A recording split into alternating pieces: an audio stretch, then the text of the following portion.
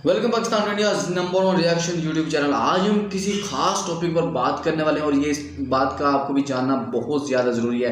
जब से ये मोदी सरकार आई है इंडिया में, आपने बहुत सारे बदलाव होते देखे होंगे। पॉजिटिव भी हो सकते हैं वो बदलाव और नेगेटिव भी हो सकते हैं। जी हाँ, तो हम बात करने वाले करंट सिचुएशन जो कि इंडिया वर्सेस कनाडा की सूरत हाल और इश्यूज़ पर, प्रॉब्लम्स पर चल रही है। और वो जो खालिस्तानी का मर्डर हुआ है वो सिचुएशन छोटी सी नहीं बहुत बड़ी बढ़ चुकी है और वो आज 2023 का बहुत बड़ा इशू बन चुका है कनाडा के लिए और इंडिया के लिए। बिल्कुल ऐसी ही है यार। मोदी ने ऐसी धमकी दे दी कनाडा को।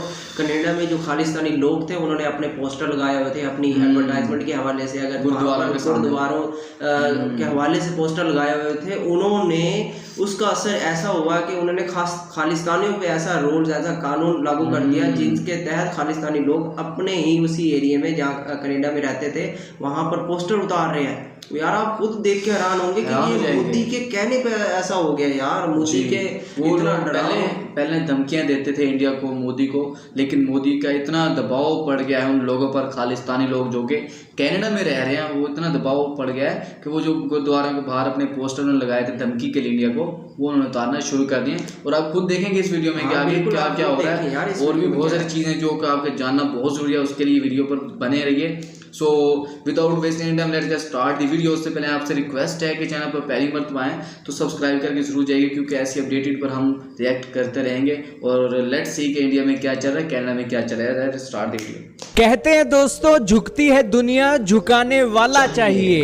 कनाडा के अंदर दोस्तों दुनिया झुकती हुई दिखाई दे रही है, क्योंकि जो खालिस्तानी कनाडा के अंदर अपनी छाती चौड़ी करके भारत के डिप्लोमेटों को धमकी दे रहे थे, आज उनकी इस तरीके से खटिया खड़ी की गई है कि आज वही खालिस्तानी हैं अपने हाथों से जो धमकी वाले पोस्टर हैं वो गुरुद्वारों के बाहर से हटा रहे हैं। दोस्तों ये तस्वीरें देखकर हमें वो कहावत याद आई कि झुकती है दुनिया, झुकाने वाला चाहिए। अपने अंदर वो सामर्थ्य पैदा कीजिए कि जिस सामर्थ्य के चलते आप अपने अपमान का बदला ले सको। और वो बदला आज लिया गया है कनाडा के अंदर खालिस्तानियों से। दोस्तों भारत की सरकार ने कनाडा की सरकार से रिश्ते क्या खट्टे किए, खालिस्तानियों के पैर कांपने लगे। और यही कारण है कि कनाडा की सरकार का प्रेशर है या फिर खालिस्तानियों को भारत की सरकार का डर है। अब वो अपने गुरुद्वारों के बाहर से पोस्टर हटाने के लिए मजबूर हो गए हैं। दोस्तों एक तरफ आपके सामने तस्वीर चल रही है उस पोस्टर की,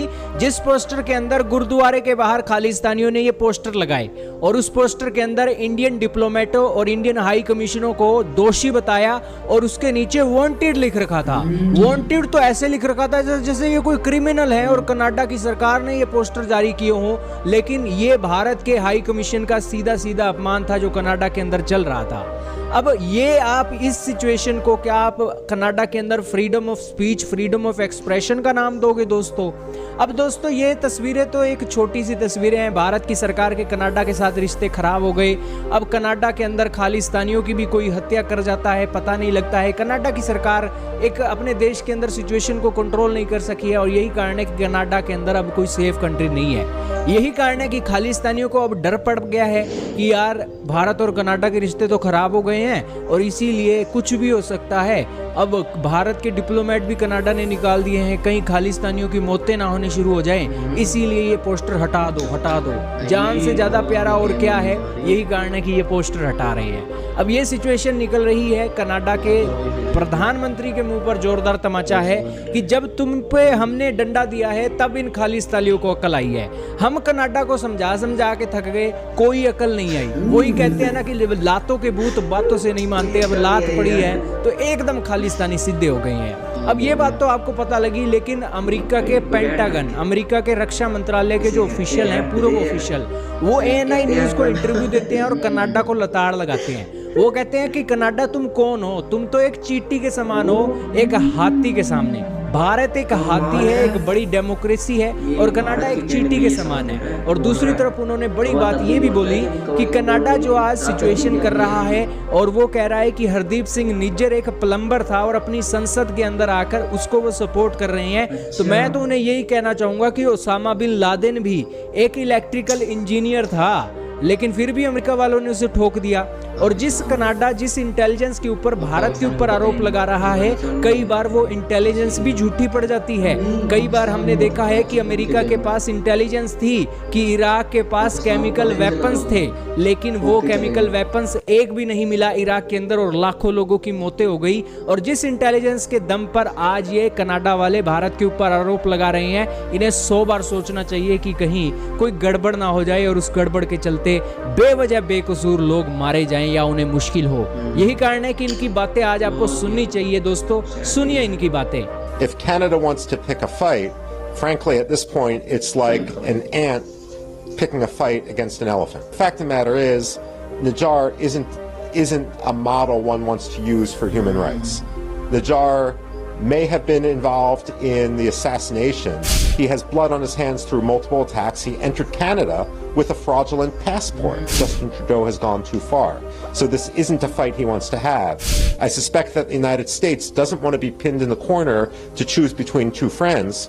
But if we have to choose between two friends, increasingly we're going to choose India. तो दोस्तों सुना आपने इन्होंने क्या कहा। इन्होंने कहा कि अगर कनाडा फाइट करना चाहता है तो ये फाइट एक चींटी और हाथी की फाइट के जैसी होगी। और जो फैक्ट है आज के समय का वो ये है कि निज्जर कोई एक ऐसा बंदा नहीं है जिसके ऊपर कनाडा ह्यूमन राइट का रोना रोए भारत के साथ। निज्जर के हाथ में एक खून सना हुआ था और निज्जर ने कई अटैक किए थे और उस अटैक के पीछे वो रिस्पॉन्सिबल भी था। और नकली पासपोर्टों के चलते वो कनाडा के अंदर इलीगल एक्टिविटी भी कर रहा था। तो इसीलिए कनाडा को उसके बारे में कुछ ही नहीं बोलना चाहिए। और जहां तक बात है अमेरिका की, तो अमेरिका को अगर चुनना पड़े भारत और कनाडा के बीच में, तो मैं तो यही कहूंगा कि अमेरिका को भारत को चुनना चाहिए। That oftentimes the intelligence we see, whether it's a telephone intercept or something else, isn't just black and white, isn't just cut and dry, as oftentimes politicians want it to become. I mean, certainly that was the case with regard to the Iraq War. दोस्तों इन्होंने कहा कि अक्सर politician कहते हैं कि उनके पास intelligence है। इंटेलिजेंस कोई ऐसी तो है नहीं कि ब्लैक एंड व्हाइट कोई पेपर के ऊपर आपके सामने सब कुछ साफ हो, लेकिन कई बार इंटेलिजेंस झूठी भी हो जाती है। कई बार आपने सुना है कि तालिबानों को इंटरसेप्ट करने के लिए अमेरिका ने ऑपरेशन किए, लेकिन वो ऑपरेशनों के चलते मासूम लोग मारे गए। और इन्होंने कहा कि पॉलिटिकली ये एक इंटेलिजेंस होती है, कई बार झूठी भी हो जाती है। और इराक वॉर इसका एक सबसे बड़ा एग्जाम्पल है। Let's not fool ourselves. Hardeep Singh Najjar was not simply a plumber any more than Osama bin Laden was a construction engineer. He had blood on his hands through multiple attacks. And therefore, while Secretary of State Blinken may after the fact say that the United States will always stand against transnational repression, we're actually being hypocritical if Secretary Blinken makes that statement, because after all, what we're talking about isn't transnational repression, we're talking about transnational terrorism, and what the United States did to Qasem Soleimani and what the United States did to Osama bin Laden is really no different than what India is alleged to have done in this case. दोस्तों सुना आपने इन्होंने क्या कहा। इन्होंने साफ भाषा में कहा है कि जिस तरीके से हरदीप सिंह निज्जर के ऊपर हम फोकस करें, वो एक प्लम्बर था, और ओसामा बिन लादेन के ऊपर अगर हम फोकस करें, वो भी एक कंस्ट्रक्टर इंजीनियर था। और उसी के साथ जब ओसामा बिन लादेन को मारा गया था तो अमेरिका ने कहा था कि हम किसी भी तरीके के एक टेररिज्म के खिलाफ खड़े होंगे। लेकिन अब जब टेररिज्म के खिलाफ खड़े होने की बात आई तो ब्लिंकन अपनी स्टेटमेंट बदल रहा है। इसी के साथ ब्लिंकन कौन है दोस्तों? ब्लिंकन एक अमेरिका का विदेश मंत्री है। और इसी के साथ उन्होंने कहा कि जो एक दूसरे देशों से आतंकवाद फैल रहा है उसके खिलाफ हमें एक डटकर आवाज़ उठानी चाहिए। और ये जो सिचुएशन चल रही है वो सिचुएशन वैसी ही है जैसे अमेरिका ने कासिम सुलेमानी मारा था, वैसी सिचुएशन में भारत आज चल रहा है। सो गाइस, ये जो सारी जंग चल रही है एक चूंटी और एक हाथी की जंग है। बिल्कुल ऐसा कहना है इस साहब का।